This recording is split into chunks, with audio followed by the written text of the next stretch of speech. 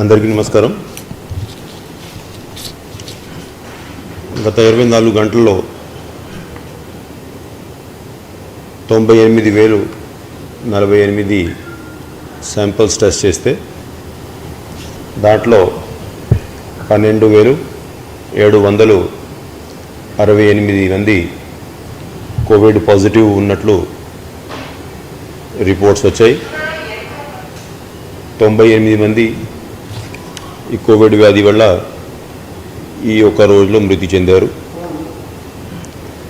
Positivity rate ఈ 24 అవర్స్లో అయితే 13.02.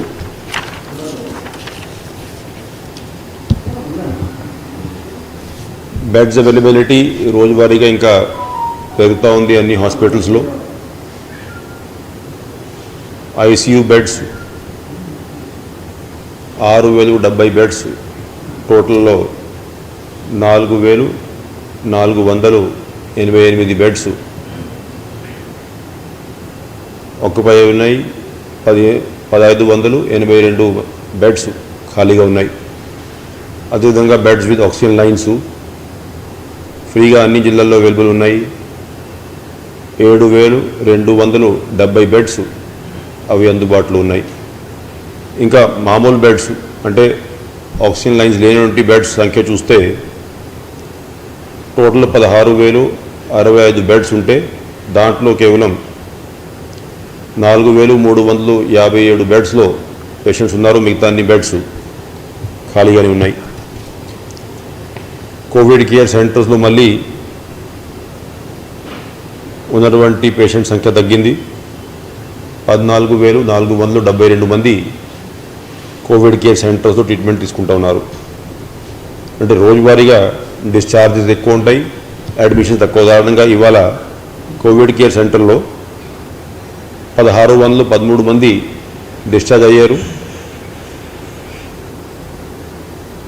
1,131 మంది అడ్మిట్ అయ్యారు. అంటే 500 తక్కువ మంది అడ్మిట్ అయ్యారు. కాబట్టి రోజువారీగా కోవిడ్ కేర్ సెంటర్స్లో బెడ్స్ అవైలబిలిటీ ఇంకా పెరుగుతూ ఉంది. ఆక్సిజన్ నేను మొన్న మీ దృష్టికి తీసుకొచ్చాను.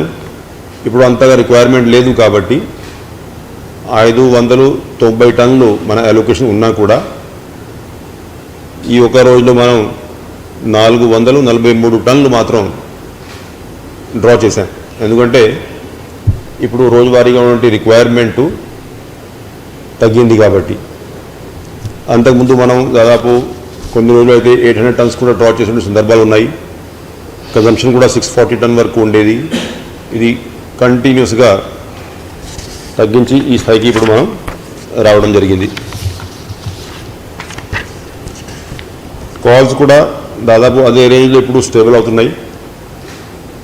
104కి వస్తున్నటువంటి కాల్స్ నిన్న అయితే 3,838 కాల్స్. దాంట్లో కూడా 1,744 కాల్స్ ఓన్లీ ఇన్ఫర్మేషన్ కోసం, 942 కాల్స్ కోవిడ్ టెస్టుల కోసం, 420 కాల్స్ టెస్ట్ రిజల్ట్స్ కోసం, 575 కాల్స్ హాస్పిటల్ అడ్మిషన్ కోసం. తక్కువ మంది హోమ్ ఐసోలేషన్ ఉన్నా కూడా ఇప్పుడు 104లో ఏదైతే డాక్టర్స్ రిజిస్టర్ అయి ఉన్నారు 4,800 మంది డాక్టర్సు, దాంట్లో దాదాపు 900 మంది స్పెషలిస్ట్ ఉన్నారు. వాళ్ళు ఈ ఒక రోజులో 21,742 కాల్స్ అంటే హోమ్ ఐసోలేషన్లో ఉన్నటువంటి పేషెంట్స్తో మాట్లాడుకొని వాళ్ళ ఆరోగ్య పరిస్థితి కనుక్కొని వాళ్ళకి కావాల్సినటువంటి గైడెన్స్ ఇవ్వడం జరిగింది. దాంట్లో ఈ 21,742లో 20,817 కాల్స్ హోమ్ ఐసోలేషన్లో ఉన్నటువంటి పేషెంట్స్ వాళ్ళతో మాట్లాడుకోవడం జరిగింది.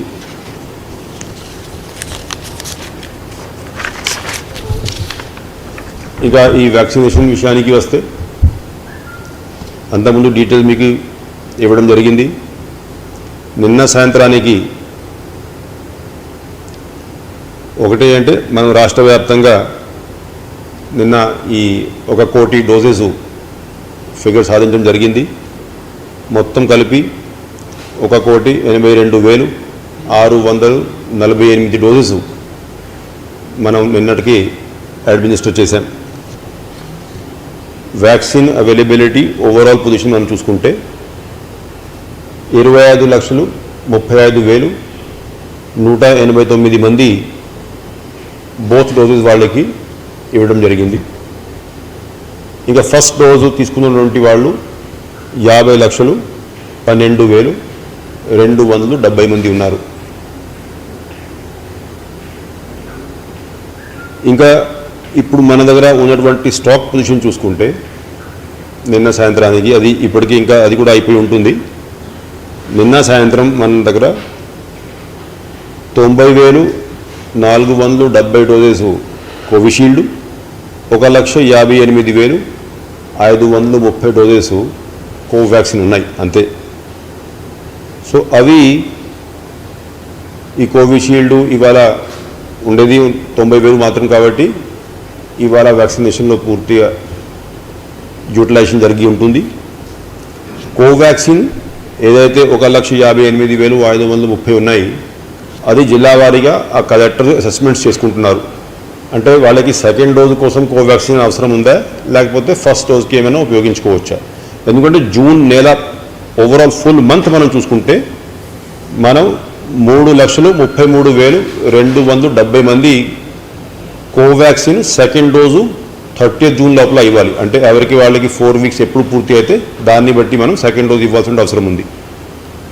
సో ఆ 3,33,270 మందిలో మనం ఇప్పటికీ 17,036 మందికి సెకండ్ డోస్ కూడా ఇవ్వడం జరిగింది. అంటే ఇంకా 3,16,234 మందికి కోవాక్సిన్ తీసుకున్న వాళ్ళకి సెకండ్ డోస్ మనం ఇవ్వాల్సిన అవసరం ఉంది. దాన్ని బట్టి ఏదైతే ఈ 1,58,530 డోసులు ఉన్నాయో ఆ కలెక్టర్ అసెస్మెంట్ చేసుకుని ఉపయోగించుకుంటారు. 90,460 కోవిషీల్డ్ డోసు అయితే ఉన్నాయో అది ఇవాళ కూడా మొత్తం స్టాక్ ఎగ్జాస్ట్ అయిపోయి ఉంటుంది. టోటల్ మనం పిక్చర్ చూసుకుంటే 45+ కేటగిరీలో ఉన్నటువంటి వాళ్ళు, ఎందుకంటే మన రాష్ట్రంలో మనం గవర్నమెంట్ సప్లై వరకు 18 to 44 చేయట్లేదు కాబట్టి 45+ డేటా ఇంపార్టెంటు. మొత్తం కలిపి 45 వయసు దాటినటువంటి వాళ్ళు 1,33,07,889 మంది ఉన్నారు. దాంట్లో ఫస్ట్ డోస్ తీసుకున్నటువంటి వాళ్ళు 61,76,447 మంది, అంటే 46.41% కవరేజ్తో మనం ఈ 45+ వాళ్ళని వ్యాక్సినేట్ చేయగలిగాం. ఇంకా ఇప్పుడు ఉన్నటువంటి స్టాకు ఏదైతే కోవిషీల్డ్ కోవాక్సిన్ కలుపుకొని 2,48,990 డోసులు ఏది ఉన్నాయో అది కాకుండా government of India first Fortnite of జూన్లో మనకి ఇండికేట్ చేసింది 8,76,870 డోసెస్. అది ఇంకా ఎప్పుడు వస్తే లేకపోతే అంతకంటే ఒకవేళ గవర్నమెంట్ ఆఫ్ ఇండియా సప్లై ఇస్తే దాన్ని బట్టి ఇప్పుడు మనం ఈ వ్యాక్సినేషన్ షెడ్యూల్ ప్లాన్ చేసుకోవాల్సిన అవసరం ఉంది. అయితే ఈ వ్యాక్సినేషన్లో ఏదైతే మనం 45+ వాళ్ళకి వ్యాక్సిన్ చేయాలి అనేది నిర్ణయం తీసుకున్నాం, దాంట్లో ఎవరైతే స్టూడెంట్స్ విదేశాలకి వెళ్తూ ఉన్నారు లేకపోతే బయట వేరే వేరే ఉద్యోగాలు చేస్తూ ఉన్నారు అటువంటి వాళ్ళు అబ్రాడ్ వెళ్ళడానికి వ్యాక్సినేషన్ అవసరం అనేది ప్రభుత్వం దృష్టికి తీసుకువచ్చారు. దానివల్ల అటువంటి కేసెస్ బిలో 45 ఉన్నా కూడా వాళ్ళకి వ్యాక్సినేషన్ చేయాలనేది మొన్న సీఎం గారు ఇచ్చినటువంటి ఆదేశాల మేరకు నిన్న కలెక్టర్స్ అందరికీ కూడా ఆదేశాలు జారీ చేశాం. అయితే ఎవరైతే విదేశాలకి వెళ్ళాలి అనే ఉద్దేశంతో వ్యాక్సినేషన్ తీసుకుంటా ఉన్నారు వాళ్ళందరికీ సలహా ఏంటంటే వ్యాక్సినేషన్ సమయంలో వాళ్ళు పాస్పోర్ట్ నెంబర్ కోడ్ చేసుకుంటే మంచిది. ఎందుకంటే కొంతమంది ఆధార్ నంబర్ ఇచ్చి వ్యాక్సినేషన్ తీసుకున్నారు. ఇప్పుడు కొన్ని దేశాలకి వెళ్ళేటప్పుడు వాళ్ళు ఆ పాస్పోర్ట్ నెంబర్ని బట్టి ఆ వ్యాక్సినేషన్ సర్టిఫికేట్ వెరిఫై చేస్తూ ఉన్నారు. అదే ఒకసారి ఆధార్ నంబర్తో ఈ వ్యాక్సిన్ తీసుకున్నప్పుడు మళ్ళీ రివైజ్డ్ సర్టిఫికేట్ ఇవ్వడానికి ఇప్పుడు ఉన్నటువంటి కోవిన్ అప్లికేషన్లో ఆ అవకాశం లేదు. కొంతమంది కొన్ని దేశాల నుంచి ఈ ఆధార్ నంబరు పాస్పోర్టు ఈ క్లారిటీ లేకపోవడం వల్ల ఇబ్బంది అయింది అనేది జిల్లా కలెక్టర్లు మన దృష్టికి తీసుకువస్తే గవర్నమెంట్ ఆఫ్ ఇండియాకి లెటర్ కూడా రాశాం. అంటే ఎవరికి అయితే అంతకుముందే ఆధార్ నంబర్ మీద వ్యాక్సినేషన్ చేయడం జరిగింది వాళ్ళు కోరుకుంటే వాళ్ళు అడిగితే మళ్ళీ ఆ సర్టిఫికేట్లో పాస్పోర్ట్ నంబర్ కూడా నమోదు చేసేటువంటి అవకాశం కల్పించాలి ఆ కోవిన్ అప్లికేషన్లో. అది ఎందుకంటే ఆ అప్లికేషన్ డిజైన్ చేసింది government of India throughout the country ఒకటే అప్లికేషన్ ఉంది కాబట్టి ఆ మార్పు కూడా వాళ్ళే చేసుకోవాల్సిన అవసరం ఉంది. Government of India health secretary గారికి ఆ విషయం తెలియజేశాం. As and when it is changed అప్పుడు మనం వాళ్ళకి ఆ రివైజ్డ్ సర్టిఫికేట్ ఇచ్చే అవకాశం ఉంటుంది. అది కాకుండా ఈ ఎవరైతే ఈ సీనియర్ రెసిడెంట్స్ ఉన్నారో డాక్టర్సు, ఇప్పుడు ఉన్నటువంటి సీనియర్ రెసిడెంట్స్ డాక్టర్స్ బ్యాచ్ సెప్టెంబర్లో గత సంవత్సరం డ్యూటీస్కి చేరారు. వాళ్ళందరూ గత కొన్ని రోజుల నుంచి వాళ్ళకి ఇస్తున్నటువంటి స్టైపెండ్ తక్కువ ఉంది, 45,000 ఉంది. లాస్ట్ ఇయర్ ఎప్పుడైతే పీజీ స్టూడెంట్స్కి ఉన్నటువంటి స్టైపెండ్స్ పెంచారో అప్పుడు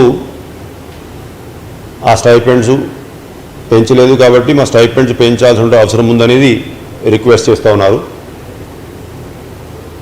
ఆ స్టైపెండ్ని 45,000 నుంచి 70,000కి పెంచాలనేది గవర్నమెంట్ నిర్ణయించుకుంది. అయితే ఈ స్టైపెండ్లో ఇంకా కొన్ని రిక్వెస్ట్ వాళ్ళు చేస్తూ ఉన్నారు. అంటే ఈ స్టైపెండ్ జనవరి బదులు సెప్టెంబర్ నుంచి అమలు చేయాలని, ఎప్పుడెప్పుడైతే ఈ పీజీ స్టూడెంట్స్ స్టైపెండ్ పెంచుకుంటారో అదే సమయంలో ఈ స్టైపెండ్ పెంచుకోవాలని, ఈ ఏదైతే ఇప్పుడు final year PG students 3 years PG course చేశాక ఎగ్జామ్స్ వాయిదా పడ్డాయి కాబట్టి అటువంటి వాళ్ళకి కూడా ఈ స్టైపెండ్ వాళ్ళని సీనియర్ రెసిడెంట్స్గా కేటాయించేటప్పుడు ఇదే స్టైపెండ్ అమలు చేయాలని, త్వరగా వాళ్ళ ఎగ్జామ్స్ కండక్ట్ చేసేయాలి, ఆ ఎగ్జామ్స్ అయ్యే వరకు ఈ స్టైపెండ్ ఇంప్లిమెంట్ చేయాలి. అట్లా కొన్ని ఒక 6-7 రిక్వెస్ట్లు చేయడం జరిగింది.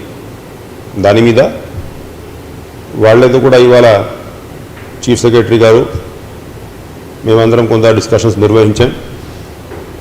వాళ్ళకి ఈ కోవిడ్ టైంలో డ్యూటీస్ డిస్ట్రప్షన్ వద్దు అని చెప్పేసి అపీల్ ఇవ్వడం జరిగింది.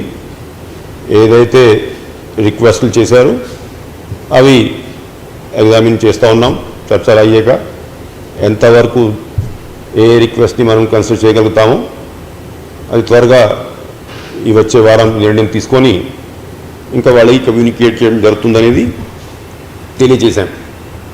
అంటే దాంట్లో సీనియర్ రెసిడెంట్స్ ఉన్నారు, అదేవిధంగా ఈ జూనియర్ డాక్టర్స్ కొంతమంది ఇన్వాల్వ్ అయి ఉన్నారు. వాళ్ళందరితో కూడా చర్చలు నిర్వహించి వాళ్ళకి సరైనటువంటి ఎన్వైర్న్మెంట్లో డిస్కషన్స్ చేసి ఎంతవరకు ఇంప్లిమెంట్ అయ్యే అవకాశాలు ఉన్నాయనేది కూడా తెలియజేశాం. దాంట్లో గవర్నమెంట్ ఆర్డర్స్ తర్వాత బ్యాలెన్స్ ప్రక్రియ చేసుకోవాల్సిన అవసరం ఉంది. అవి ఒకటి ఎగ్జామిన్ చేసేసి ఇంకా వచ్చే వారం దాని మీద కావాల్సినటువంటి ఆర్డర్స్ ఏదైతే ప్రభుత్వం ఇంప్లిమెంటేషన్కి ఫిజిబుల్గా ఉన్నాయో అనేది నిర్ధారించుకుంటారు. దాని వరకు ఈ ఆర్డర్ ఇవ్వడం జరుగుతుంది. ఈ క్వశ్చన్స్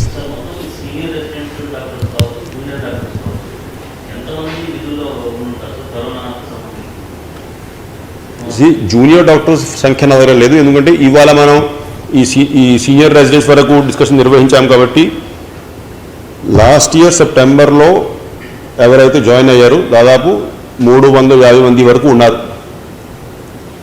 అది కాకుండా మనం ఎవరైతే 3 years పీజీ చేసుకున్నారో పీజీ చేసుకొని ఈ ఎన్ఎంసి ఏదైతే డైరెక్షన్స్ గైడ్లైన్స్ ఇచ్చారో అప్పుడు, అంటే ఒక 1 month బ్యాక్ స్టాఫ్ షార్టేజ్ ఉంది, ఈ ఫైనల్ ఇయర్ పీజీ వాళ్ళు కూడా తీసుకోవచ్చు అని ఏదైతే గైడ్లైన్స్ ఇచ్చారో ఆ గైడ్లైన్స్ మేరకు ఇప్పుడు మనం ఏం చేసాము, ఆ 3 years ఎవరికైతే పూర్తి అయిందో ఎగ్జామ్స్ పోస్ట్పోన్ అయినాయో కాబట్టి వాళ్ళందరినీ కూడా సీనియర్ రెసిడెంట్స్గా తీసుకోవడం జరిగింది.